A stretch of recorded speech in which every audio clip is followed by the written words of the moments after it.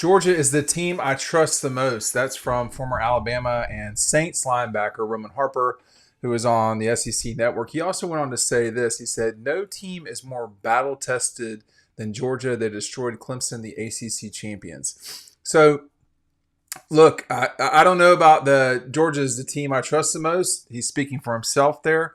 I did want to talk about that for a while here because I think when Roman said that, it was unknown what was going on with Carson Beck. And to some degree, it's still unknown. So let's just take him at his word, not understanding or knowing the situation because none of us do. But when you look at the 12 teams, I mean, the teams that are least likely to win it, Arizona State, Clemson, Boise State, SMU, probably Indiana.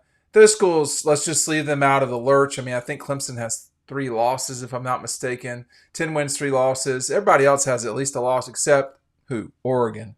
I think when you look at this situation, the most trustworthy team is probably coming down to either Texas, Georgia, or Oregon. I think you can also trust Penn State a lot too. But I'll tell you this about Notre Dame. On the bottom side of the bracket, they are the one to me that is most in Georgia's way in terms, and Georgia, that'd be their first game right out of the bat. I think my suspicion is if Georgia beats Notre Dame, they will probably play for the national championship in Atlanta. But we'll see. We'll see, right? I mean, Penn State's almost a 10-point favorite. They're 9-point favorite over SMU.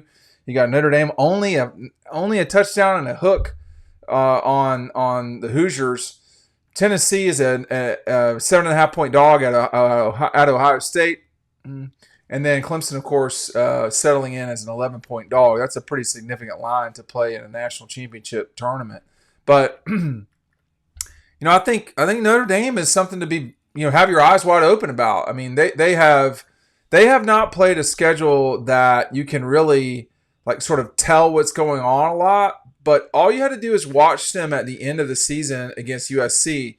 And I would also say against Army. I mean, they only allowed 2 touchdowns from an Army team that has done a pretty good job scoring, generally speaking. So, Army scored 42, 24, 37, 42, 49, 44, 45, 20, 14, which is an outlier, 14, 29, 35. I mean, the Army scored. Now, does that mean, they're on the same level as Notre Dame as the time I talked about it? Obviously not.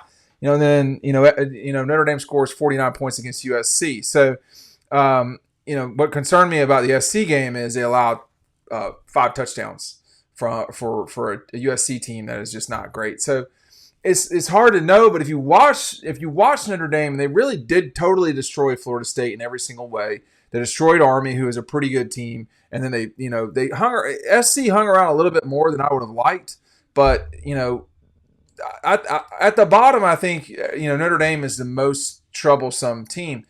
When you look at Penn State in terms of being the most trustworthy team, I think here's what I'd say about Penn State. It seems to me they have a pretty good defense.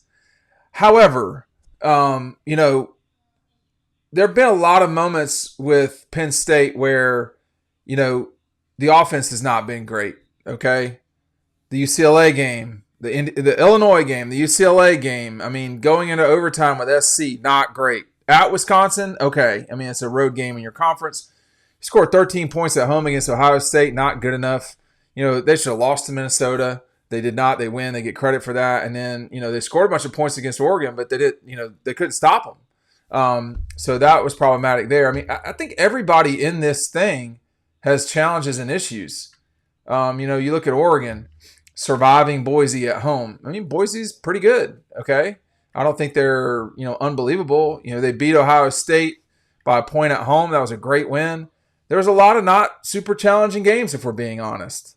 I mean, they sort of slow motioned Penn State out of there. It was a 1-score game at the end. I think it was a concerning matchup against Wisconsin. But when you're playing 13 games, you're going to have games where you don't play well. I mean, Idaho, Boise State, I don't think they played well against Wisconsin. So 3 out of 13 ain't bad. I mean, who did Georgia not play well against? They didn't play well against Kentucky. I would say they definitely did not play well against Georgia Tech.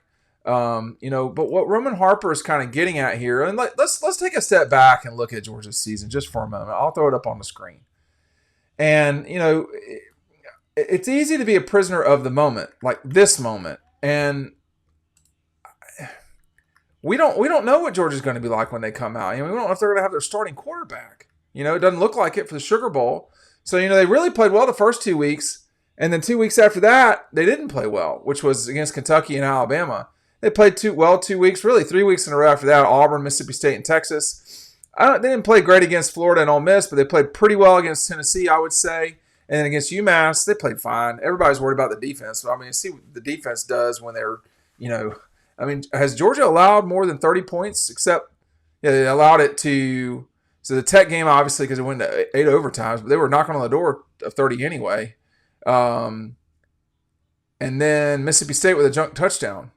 Oh, and Alabama, excuse me. So all those games, where Georgia's defense didn't look, wasn't totally shut down, but look at the Texas score. Look at the Tennessee score.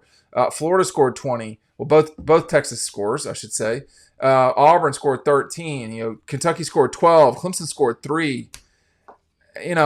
I think there are flaws with everybody in this thing. And, what Roman is probably getting at, I'm not sure when you do what I do for a living, you see where all the when you know where all the bodies are buried, and you've seen the flaws.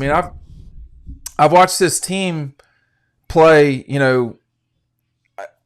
of the what have they played? Wow, they've played 52 quarters. I've seen 50 of them in person. I did not see the second half of UMass.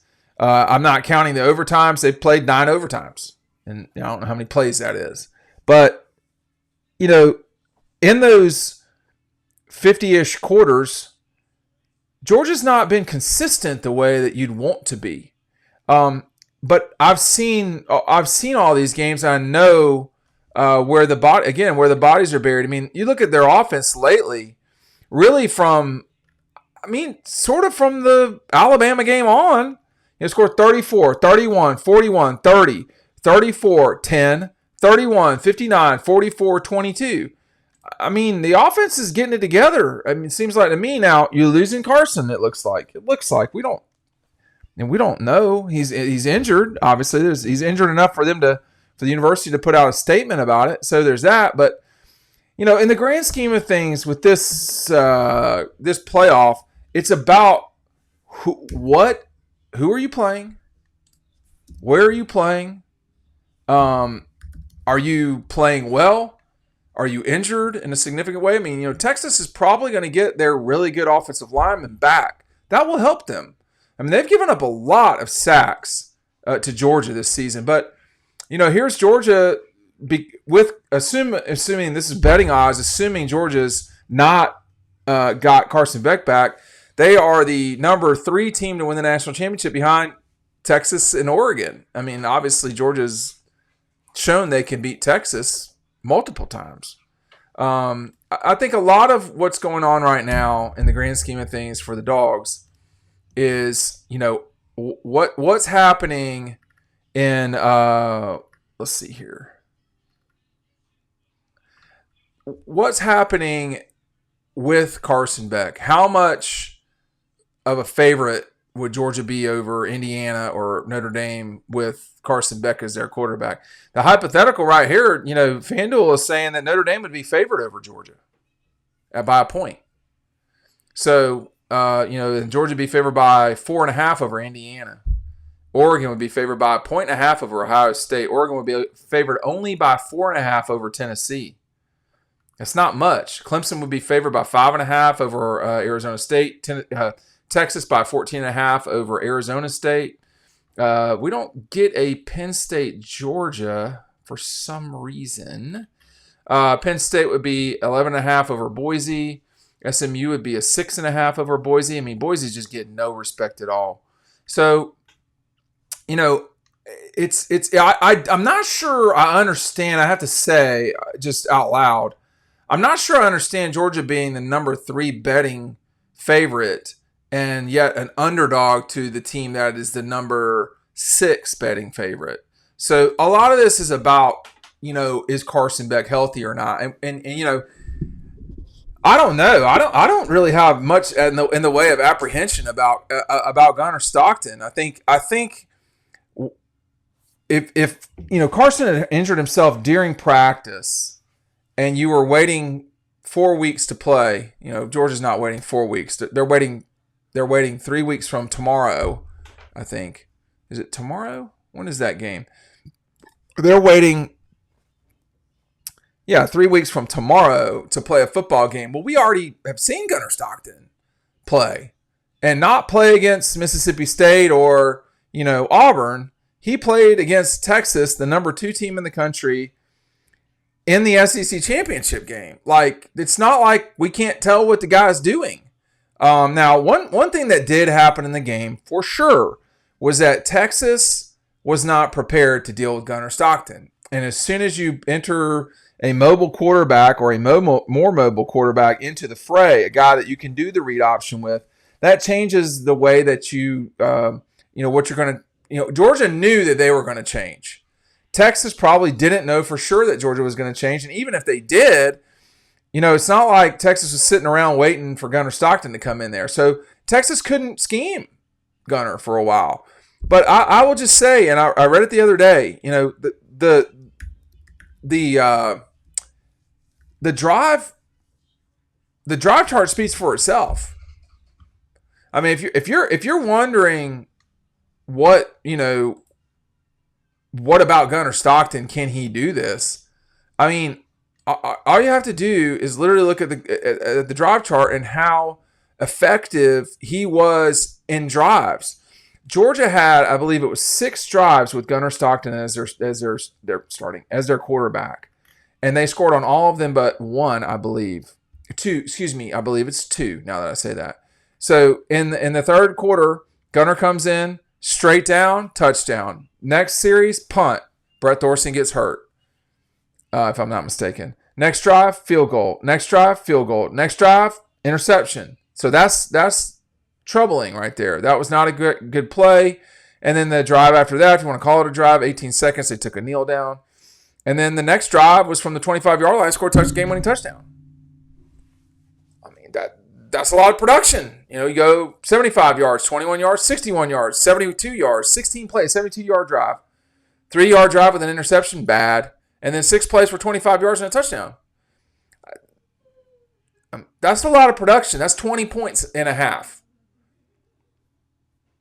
So, I mean, Texas, with Quinn Ewers, who I think is a pretty good quarterback, I mean, I have to say, Texas went interception, field goal, missed field goal, punt, field goal, missed, touchdown, which they almost went the whole game without scoring a touchdown. They scored 1 touchdown against Georgia. And then interception, which should have ended the game. Georgia, that was on Gunnar. That game wasn't ended. And then field goal to tie it. On an 11-play, 47-yard drive, and then field goal to go up 3, 7 plays, 10 yards is all they got.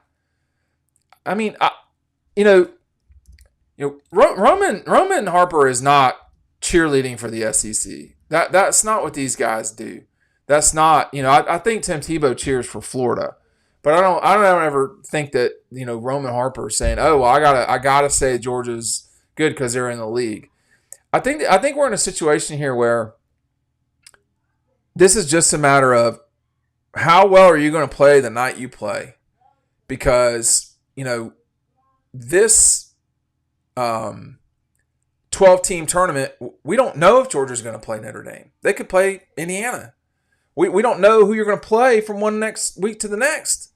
And so Georgia will have its opportunity right now for 3+ weeks to almost certainly get Gunnar Stockton ready. We're going to see what happens with Carson Beck, okay? I'm not saying he's never going to play for Georgia again. I'm not. But it sure seems like it's going to be Gunnar in the Sugar Bowl, at minimum. And they'll just have to take it from there. But this is going to be about Georgia's defense and how well can they play. They've given up over 30 points 3 times. One of those times was in a multiple overtime game, 8 overtime game. One was against Alabama, and then one was against Mississippi State on junk play at the end. This is a really good defense. They're going to have to ride them to a championship, or they won't win it. I mean, now let me say this too about Gunnar's situation. Stetson had the ability to grow into being the starting quarterback at Georgia in 2021. Why do I say that? So don't forget that Stetson Bennett played against South Carolina in game. Stetson Bennett started against UAB. He played against South Carolina. He played then against Vanderbilt when JT got hurt, as it turns out, against Vanderbilt in the first quarter of that game. Then he started against number 8 Arkansas. He started at Auburn. He started against Kentucky. Week off, Stetson started against the Gators. And there were plenty of times in 2020 where Stetson wasn't playing well. In 2021, you couldn't really say that much with Stetson Bennett. But people were definitely doubting him. But that's what you do when you're talking about a Georgia quarterback. You are mandated to doubt them, right? I mean, I shouldn't use that. I hate when people talk about doubt. I saw Malachi Starks, who is a great player and an outstanding individual, talking about people doubting them. Look, y'all gotta use different the words. I mean, Georgia was picked to win the Southeastern Conference Championship. People aren't doubting you. Okay, and no one was doubting Texas either. That was who was picked to play them. So let's kind of maybe change that. You are good. You should be good. Now, with that said, Stetson Bennett was definitely doubted. Okay, and it took all the way up to Todd Monken saying, I remember where I was.